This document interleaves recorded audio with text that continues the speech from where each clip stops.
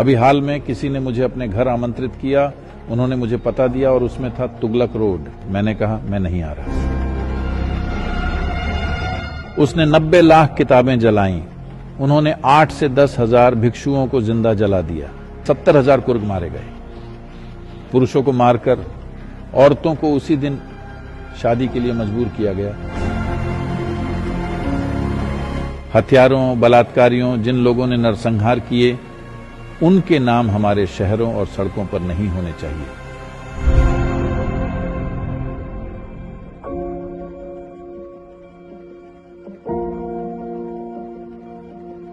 क्या आप निकट भविष्य में हिंदू जागृति देख रहे हैं या इसमें कितना समय लगेगा? मैं हिंदू शब्द का प्रयोग करने के बजाय सनातन शब्द का प्रयोग करना बेहतर समझूंगा, क्योंकि सनातन का मतलब शाश्वत होता है। कोई भी चीज तब तक शाश्वत नहीं हो सकती जब तक वह समावेशी न हो। तो जब हम सनातन कहते हैं, हम एक शाश्वत धर्म की बात करते हैं। धर्म का मतलब कोई रिलीजन नहीं है। दुर्भाग्य से यह शब्द इस तरह प्रचलित हो गया है। धर्म का मतलब रिलीजन नहीं है, धर्म का मतलब नियम है, एक शाश्वत नियम। आप शाश्वत नियमों तक कैसे पहुंचते हैं? कल्पना से नहीं, रूढ़ी से नहीं, ध्यान देकर, बाय ऑब्जर्वेशन, बल्कि अवलोकन और अनुभूति से आप सृष्टि के साथ तालमेल बिठाते हैं। सिर्फ वही सनातन हो सकता है। तो हम जो हैं उसका यही मूल तत्व है। दुर्भाग्यवश अधिकांश हिंदू आबादी को यह बात नहीं बताई गई है। बहुत से हिंदू बात करते हैं, हमारी अपनी किताब है, हम किसी किताब से नहीं टपके हैं। आप जानते हैं, हमने बहुत सी किताबें लिखी हैं, हजारों की संख्या में। ये जब खिलजी, उसका नाम क्या है? बख्तियार खिलजी। बख्तियार खिलजी आया, एक यूनिवर्सिटी, नालंदा यूनिवर्सिटी को उसने जला दिया। यह अनुमान लगाया जाता है कि उसने 90 लाख किताबें जलाईं। 500-600 साल पहले 90 लाख किताबें, दुनिया में कहीं भी 90 लाख किताबें नहीं थीं, कहीं पर भी। और वे 6 महीने तक जलती रही। यही कहा जाता है। कुछ लोग कहते हैं 12 महीने तक, आप 6 महीने कह रहे हैं, इससे कोई फर्क नहीं पड़ता। तब पेट्रोलियम नहीं था, तो यह संभव है कि उसमें 6 महीने या 12 महीने लगे। उससे भी ज्यादा उन्होंने भिक्षुओं को जिंदा जला दिया, क्योंकि उनमें से अधिकांश एक एक किताब का पाठ कर सकते थे। तो उन्हें लगा कि किताबें आपके भीतर जिंदा रहेंगी, तो उन्होंने उन्हें भी जिंदा जला दिया। तो अविश्वसनीय चीज यह है कि आधुनिक भारत में उस इलाके को बख्तियारपुर का नाम दिया गया है। यह एक चीज है जो हमें जरूर करनी चाहिए। विक्रम, आपको इस पर एक किताब लिखनी ही चाहिए। औरंगजेब स्ट्रीट है, औरंगाबाद, 60 से अधिक औरंगाबाद हैं।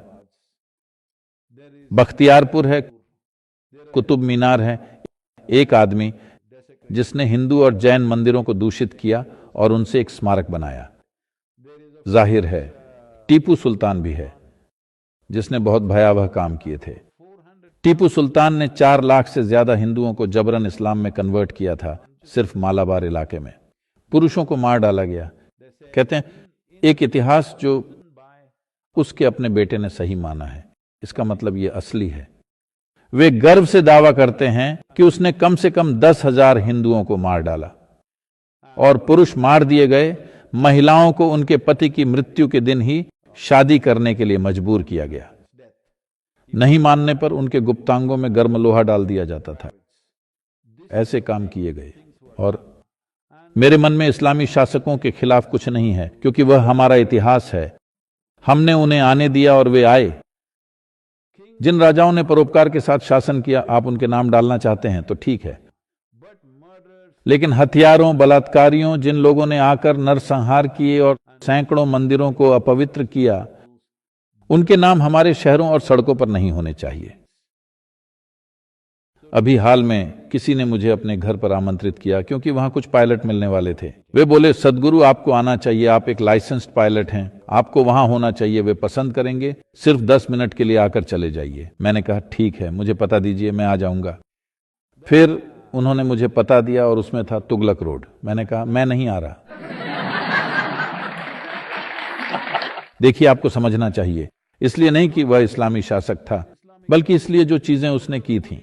चाहे कोई हिंदू राजा या ईसाई हो, जैसे रॉबर्ट क्लाइव स्ट्रीट का मतलब है, मैं नहीं जाऊंगा। मैंने कहा, आप एक स्प्रे पेंट लेकर उस स्ट्रीट बोर्ड को काला पेंट कर दीजिए, फिर मैं आऊंगा, वरना मैं आपके घर नहीं आऊंगा। आप बेशर्मी से उस गली में रह रहे हैं, मैं उस गली में कदम नहीं रखूंगा।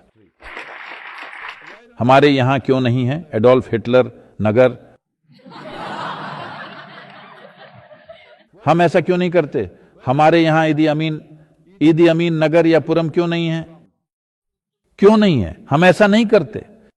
जिन लोगों ने दूसरे मनुष्यों के साथ असाधारण क्रूरता दिखाई, चाहे वे जो भी हों, हम उनका सम्मान नहीं करते।